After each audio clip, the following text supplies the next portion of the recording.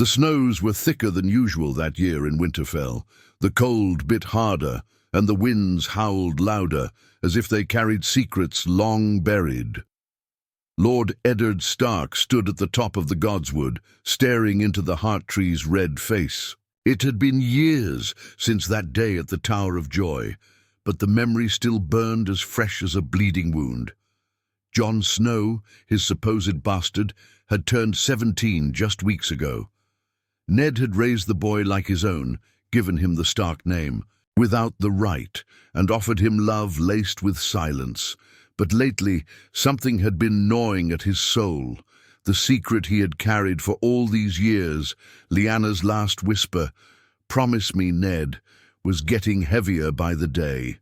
Catelyn had never forgiven him, though she didn't know the truth. Robb loved Jon like a brother, Arya adored him, and even Bran and Rickon looked up to him. Sansa barely tolerated him, but even that was the way of noble children. Jon, however, carried his shame like armor. A bastard, a Snow, unwanted, unloved, except by the man who could never call him son. And now King Robert Baratheon was coming to Winterfell. Again. It wasn't a hunting visit this time. There were whispers of succession, of Daenerys Targaryen growing stronger across the narrow sea, of war brewing again. Robert would seek advice, and perhaps if Jon remained hidden, the dragon's blood in him would stay unknown. But the danger wasn't from across the sea. It was here, in the north. If Robert ever learned the truth, that Jon was Rhaegar Targaryen's legitimate son, the rightful heir to the Iron Throne, he would kill him without hesitation. Ned didn't want to risk it anymore. The realm was no safer than it had been 17 years ago. But Jon deserved more than shame and shadow. He deserved truth. So that night, as the fire crackled in the small study room and the household slept, Ned called Jon inside. The boy looked confused. He had been helping Sam Tarly send ravens at the rookery and had come down with soot on his fingers. "Father," he said, "is something wrong?" Ned looked into his eyes, those dark, violet-shadowed eyes, and for once didn't see the bastard he pretended Jon was. He saw Lyanna and a touch of Rhaegar. "Sit," Ned said gently. Jon obeyed. "There's something you must know. It's long overdue, and it will change everything you thought you knew about yourself." Jon's eyebrows drew together, the flames casting gold on his cheekbones. "What is it?" Ned's voice cracked, a quiet thunder in the warm room. "You are not my son, Jon, not truly, and you were never a bastard." Jon flinched, stood up, half in protest. "What?" "You're the son of my sister, Lyanna Stark," Ned said softly, painfully, "and of Rhaegar Targaryen." The world stopped. Jon sat down slowly, as if his knees had given way. Ned took a deep breath. They were married, in secret. "You are not Snow. You are Aegon Targaryen, rightful heir to the Iron Throne." Jon said nothing for a long time. His hands shook, his jaw clenched. "That can't be," he whispered. "Targaryen. But Rhaegar? He kidnapped her." "No," Ned said. "That was a lie Robert and the realm believed. She loved him. She died, giving birth to you." The fire hissed, as if spitting out the truth. "Why? Why didn't you tell me before?" Jon asked, voice hoarse. "I wanted to protect you. If Robert had known, he would have had your head the day you were born. Even now, the truth is dangerous. But I can't carry it alone anymore." Jon stood again, this time slowly. His face was pale, his lips pressed tightly. "So who am I now? A prince? A threat? Do you still love me?" Ned stood too, walked toward him and placed a firm hand on his shoulder. "You've always been my son, in every way that matters." But the storm had already begun to crack inside. Jon's chest, his past had vanished in one breath. His future was now laced with fire, blood, and dragons, and outside the snow fell heavier. A storm was coming, and the truth would either save the North or shatter it. Jon couldn't sleep that night. He stared at the ceiling of his chamber, every heartbeat thundering like war drums. Outside, the wind howled, as if the gods themselves were angry. He turned. To the side, eyes wide open, Aegon Targaryen. He whispered it to himself like a curse, like a name he didn't deserve. He didn't feel like a prince, didn't feel like a Targaryen. He didn't even feel like a Stark anymore. Morning light crept through the slits in the wooden shutters, weak and pale. Jon rose with dark circles beneath his eyes, body heavy with confusion. He couldn't look anyone in the eye, not Robb, not Arya, not even Sam, who greeted him with a cheerful grin at breakfast. Ned had told him to keep the truth hidden for now, to stay quiet until the time was right. "I've sent ravens to trusted lords," he said. "The North must be prepared. If I die before the truth is known, someone must speak for you." Those words chilled Jon more than the snow. By the week's end, King Robert's party arrived. They came with banners and laughter and barrels of wine, loud enough to drown out the snowstorm. Queen Cersei followed like a shadow, dressed in gold and venom. Jaime Lannister rode beside her like a polished blade. But it was Robert Baratheon himself, old, fat and drunk, who brought the tension. He greeted Ned with bear-like hugs and loud declarations. "By the gods, it's cold up here. You northerners must be born half ice." Jon watched him from a distance, from the castle walls. That man, that king, he had hunted the Targaryens like animals, and if he knew who Jon really was, he would slit his throat in the middle of the great hall and pour wine on the corpse. That night the royal feast drowned in laughter. Cersei smiled coldly, while Robert drank himself into forgetfulness. Sansa sat starry-eyed near the Queen. Arya rolled. Her eyes every 5 minutes. Robb whispered jokes across the table, and Jon sat alone at the corner like a shadow that didn't belong. Ned hadn't told anyone, not even Catelyn, but she looked at Jon with sharper eyes now, as if sensing something had changed. She had always hated his presence. Now she looked like she feared it. After the feast, Jon walked alone toward the Godswood. The snow had stopped.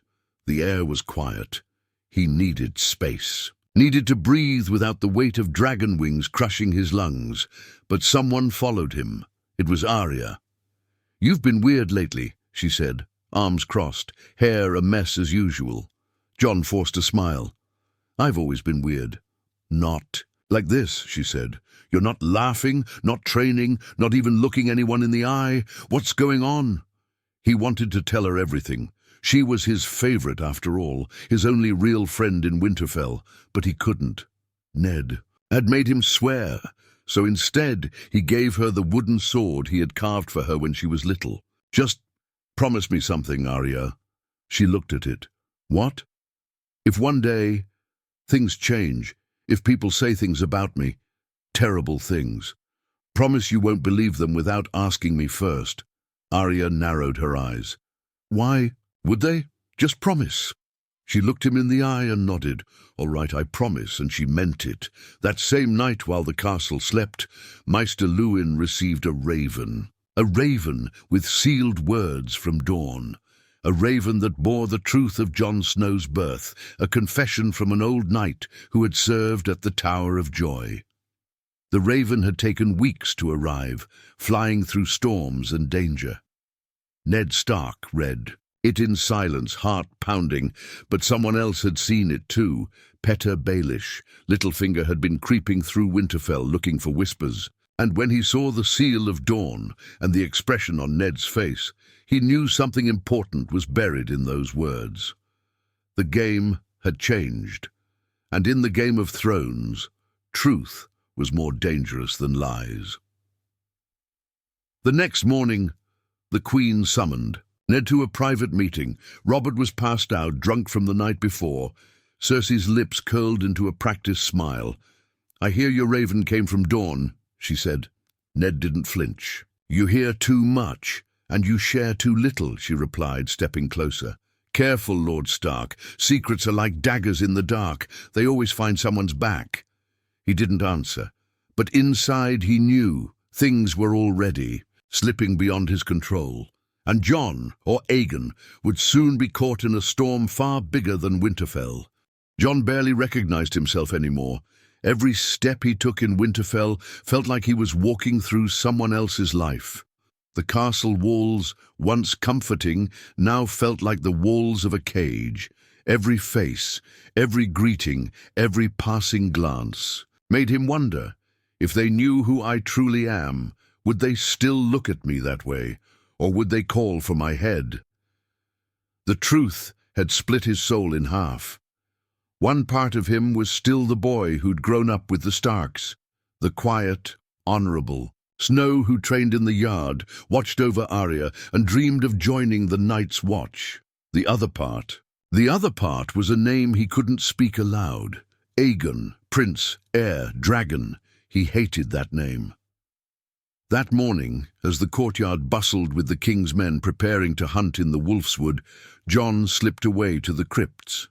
The cold air there felt truer than the heat of the fires above. At least the dead didn't lie. He stood before Lyanna Stark's statue, the one that always made him feel like he belonged somewhere, even before he knew the truth. Her stone face looked peaceful, but her story had been soaked in blood and misunderstanding. Jon knelt. "Did you really love him?" he whispered. "Did you truly leave everything for Rhaegar Targaryen?" No answer. Only silence. Only stillness. He looked up. "You died for me, and now I don't know who I am." Behind him, a voice echoed down the stone halls. "You shouldn't be down here alone." Jon turned sharply. Robb stood in the shadows, arms folded. "Did father send you?" Jon asked. Robb shook his head. "No, I followed you. You've been off lately, distant. Is it something I did?" Jon hesitated. "No, it's not you, it's me." "Then talk to me, Jon," Robb said, stepping closer. "We're brothers, aren't we?" Jon looked down. "No, we're not." "What are you talking about?" Robb asked, brows furrowing. Jon stood. He wanted to tell him gods. He needed to tell someone. The weight of the truth was burning him alive, but he knew the danger. Ned had been clear. If the truth spread too fast, Robert would strike. Cersei would plot, and Jon wouldn't live long enough to explain. "Just forget it," Jon muttered, walking past him. But Robb caught his arm. "Jon, whatever it is, you don't have to carry it alone." Jon pulled free, eyes flashing. "I do." He walked away, heart pounding, guilt crawling up his throat. Robb stared at the statue of Lyanna, confused and troubled. Meanwhile, in the Great Hall, Ned faced his worst fears. Cersei Lannister had not come alone. Varys had arrived in Winterfell under the guise of assisting with court discussions, but Ned knew better. The spider never moved unless the web was shifting. "We have word from Essos," Varys said softly, pouring himself a cup of wine. "Daenerys is gaining strength. The Dothraki are rallying behind her, and whispers speak of her seeking out dragon eggs." Ned's jaw tensed. "Let her chase shadows. The real danger is here." Varys sipped, amused. "You speak as if there's another Targaryen among us." Ned didn't reply. He simply stared. But Varys wasn't there to chat. He always wanted something. And when he left that hall, he left with a satisfied glint in his eye. That night, Catelyn confronted Ned. "I saw the letter from Dawn," she said, voice cold. "Why would a knight from the south write to you about Lyanna? Why now?" Ned closed, the door behind him, heart sinking. "It's not for you to worry about," she stepped closer. "If it involves Jon, I deserve to know." "Why? So you can hate him more?" Catelyn recoiled. The truth struck deeper than he intended. "You raised him under my roof," she snapped. "Let him eat at my table, while I believed he was your shame. And now you hide more from me?" "I did it to protect him," Ned said. "Protect him from what?" she asked. "From the king, from the world, from you." Tears sprang in her eyes, and for once Ned felt no relief in telling the truth. Only sorrow. But far beyond the castle walls, in a raven tower in the Vale, Littlefinger had already sent word. Not to Robert, not to the Queen, but to someone who had been waiting for a reason to return to Westeros. Across the narrow sea, a cold, silver-haired girl held the message in her hand, and she smiled. The message reached Dragonstone before the week was over. Daenerys Targaryen stood on the edge of a wind-swept cliff, the parchment fluttering in her fingers. Her silver hair danced wildly behind her, and the sea roared below, as if echoing her heartbeat. Beside her, Ser Jorah Mormont waited, quiet, watching her face shift from confusion to disbelief, then something else entirely, fire. "He lives," she whispered. "My brother's son." "Aegon," Jorah said softly, "if the letter is true." Daenerys turned to him, eyes blazing. "It is true. Varys wouldn't risk a lie like this. He knows I'll burn his tongue out if he does." Jorah lowered his gaze. "What will you do?" Daenerys stepped forward, gripping the parchment tightly. "He has my blood, and he sits in the north under the name Snow, while I wander foreign lands begging for ships." She didn't say it aloud, but it was clear. She felt betrayed, forgotten. Another Targaryen had survived, and not once had anyone thought to tell her. She had believed she was the last. Now she wasn't even the first in line. "I will go to Westeros," she said, "and I will meet this Jon Snow." Back in Winterfell, Jon trained in the yard, but his movements were mechanical. His mind was no longer in the swing of his sword. It was lost in the heat of dragons, in a war he hadn't asked for. His grip slipped more than once, and Sir Roderick called him out. "You fight like your boots are made of mud today." Jon muttered an apology, wiped sweat from his brow. Robb stood nearby, watching him closely. The rift between them had widened since their talk in the crypts, and though neither said it, both felt the chill. Later, Jon sat alone by the fire in the library. Ghost lay beside him, alert, ears twitching. Jon stared at a worn map of Westeros. His fingers traced the path from Dawn to King's Landing, then northward to Winterfell. His bloodline stretched across this land like a wound. A Targaryen in the north. "A wolf with dragon blood?" Maester Luwin entered quietly. "You've been spending more time here," Jon nodded, eyes still on the map. "Maps don't lie. People do." Luwin sat beside him. "Do you want to talk about it?" Jon hesitated, then asked what would happen if a true heir to the Targaryen throne returned, one with a better claim than Robert Baratheon. Luwin sighed. "The realm would split. The North might remember its loyalty to House Stark, but the South bleeds red. For the lion and the stag, war would return. And if the heir didn't want the throne?" Jon asked. Luwin smiled faintly. "It wouldn't matter. The throne wants the heir." Jon said nothing, because deep inside he feared that truth. That same evening, Ned Stark met with Sir Barristan Selmy, who had quietly arrived in Winterfell, under false pretense. But the truth was clear. He came to confirm the rumors for himself. "I served Rhaegar," Sir Barristan said, voice old but sharp. "He was no monster. He loved Lyanna. I knew it. We all knew it, but we stayed silent." Ned poured them both wine. "The silence has cost too much." Sir Barristan leaned forward. "And what of the boy?" "He's a man now," Ned said. "And if I die, he needs someone to protect him." Barristan nodded. "Then let me be the first." But it was too late for quiet alliances. Cersei had been watching, spying, listening. She cornered Robert after a long hunt, slipping poison into his ear. "There's a Targaryen in Winterfell," she whispered, "right beneath your nose." Robert laughed at first. "Don't start that again." But Cersei's smile was cold and cruel.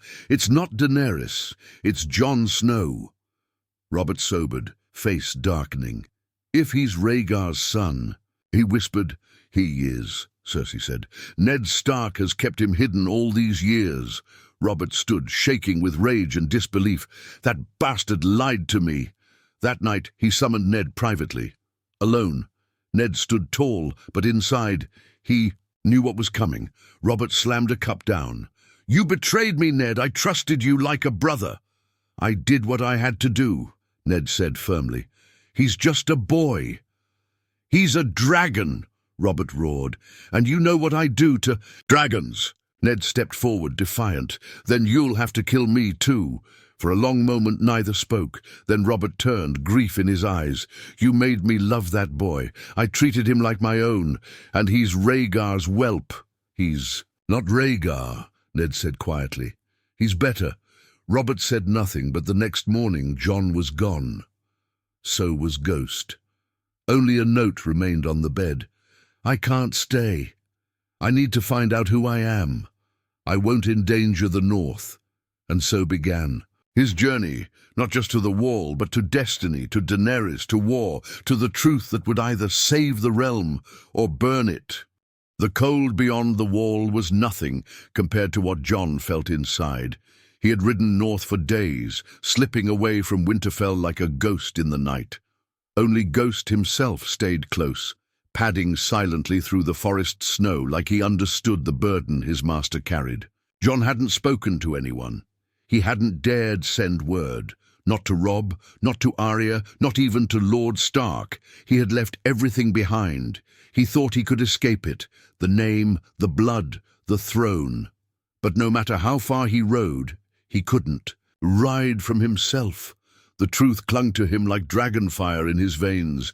Aegon Targaryen, the name whispered to him in every dream.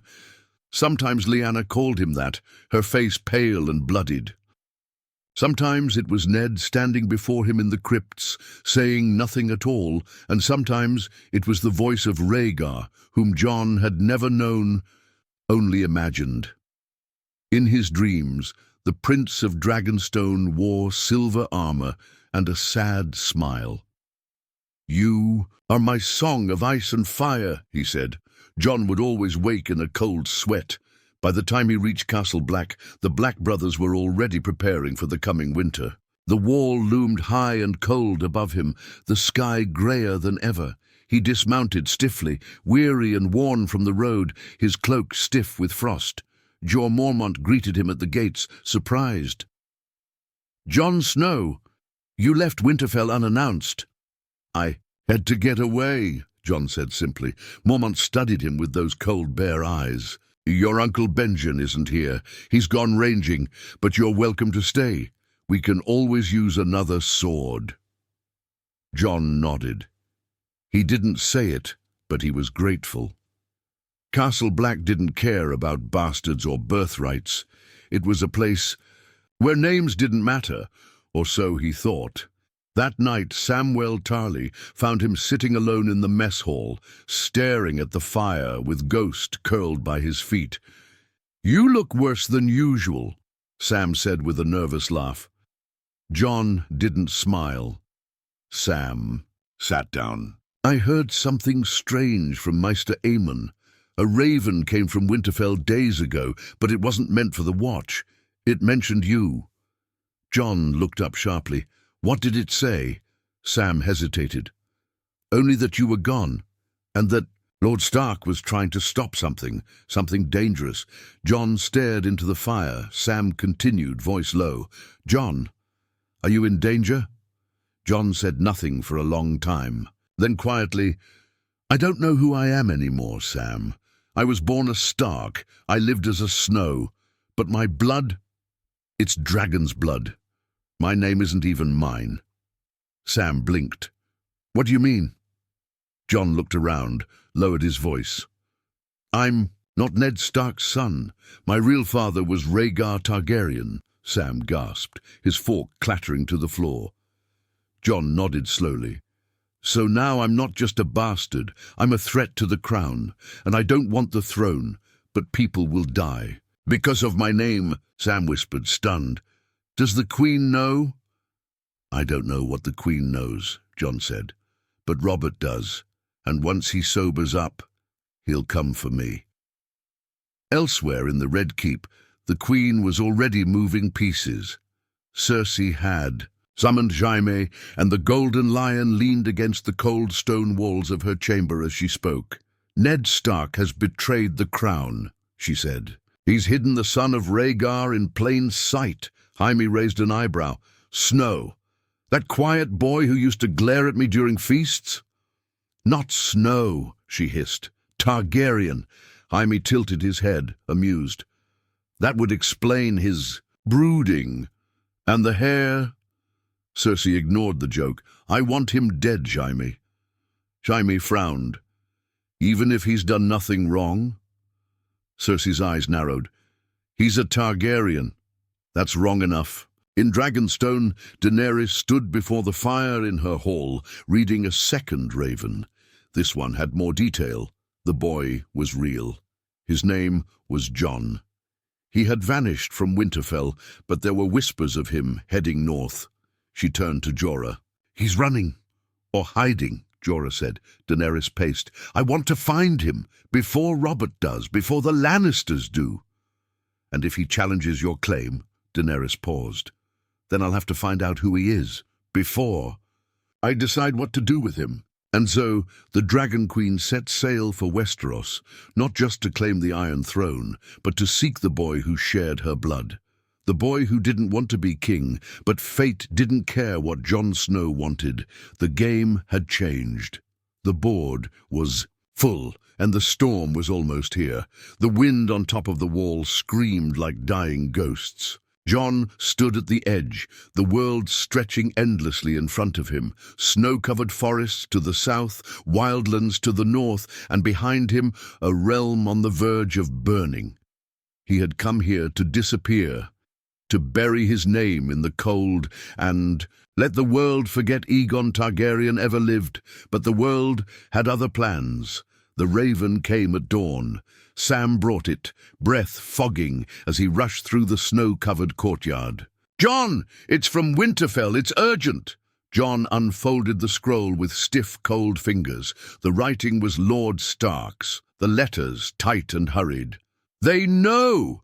You must not return to Winterfell. Cersei has sent riders. Robert is dying, poisoned, they say, but the Lannisters move quickly. If I don't survive this, ride south only when Daenerys arrives. She may be your only ally left." Jon read it twice, then burned it in the brazier. Robert Baratheon was dying. Maybe already dead, and Ned Stark, his father in all but blood, was marked for treason. It was happening. The collapse. The truth had not just shaken the realm, it had cracked it wide open. By nightfall, Castle Black's gates opened again. A single rider approached under a black cloak, but her hair shone silver in the torchlight. Daenerys Targaryen, Jon, stared at her from atop the wall, heart thudding.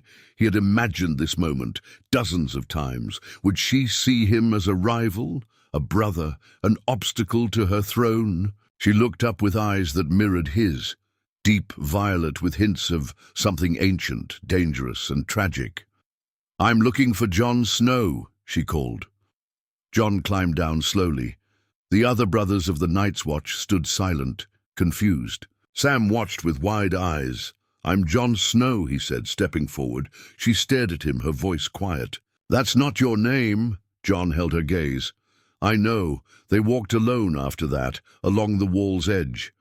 Neither spoke for a while, not until the wind calmed." "You knew Rhaegar?" Jon finally asked. Daenerys shook her head. "I was just a baby when he died. I heard stories. Some called him a villain, others a hero, but no one said he left behind a son." Jon looked away. "Ned Stark protected me, lied for me. I hated him for it for so long, until I realized the lie. Saved my life." Daenerys turned to him. "Do you want the throne?" "No," Jon said instantly. "I don't want anything to do with thrones or crowns. I just want peace." "But you have the better claim," she said, almost accusing. "I don't care about bloodlines. I care about people, and you should too." Daenerys studied him. "I've burned men for less than what you are." Jon didn't flinch. Then burn me, or fight beside me, but I won't run any more." A long silence passed. The snowflakes danced between them. Finally she said, "Then we face them together." But not all were ready to accept this alliance. At King's Landing, Robert's body was barely cold before the Lannisters moved. Cersei declared her son Joffrey king. Ned Stark was arrested for treason. Sansa cried for mercy. Arya vanished, and chaos erupted in the streets. But Varys whispered to the right ears, and Ser Barristan, having returned south, began rallying old Targaryen loyalists who remembered the boy they never knew. Across the realm, lords whispered of the dragon prince raised in the north, of Aegon Targaryen with Stark blood, of fire and ice in one man. War was inevitable. Jon returned to Winterfell not as a bastard, but as the banner of two houses, Targaryen and Stark. Beside him, Daenerys brought her Unsullied and her dragons. What once seemed like a civil war became something else entirely. The North rallied behind Jon. The South feared him. The throne trembled. But Jon didn't fight for a crown. He fought for peace, for truth, for the man who raised him and the sister, who died in childbirth. At the gates of King's Landing, armies gathered. The Red Keep loomed, and inside Joffrey waited with wildfire and madness in his veins. Jon Snow, or Aegon Targaryen, whatever name the world chose, rode forward, not as king, not as conqueror, but as a son fulfilling a promise. And though the realm bled, and many died before the throne was claimed, one truth remained unshaken. If Ned Stark had revealed Jon Snow's true identity sooner, the game would still be played. But this time, with a dragon in the north and a fire no lie could ever smother.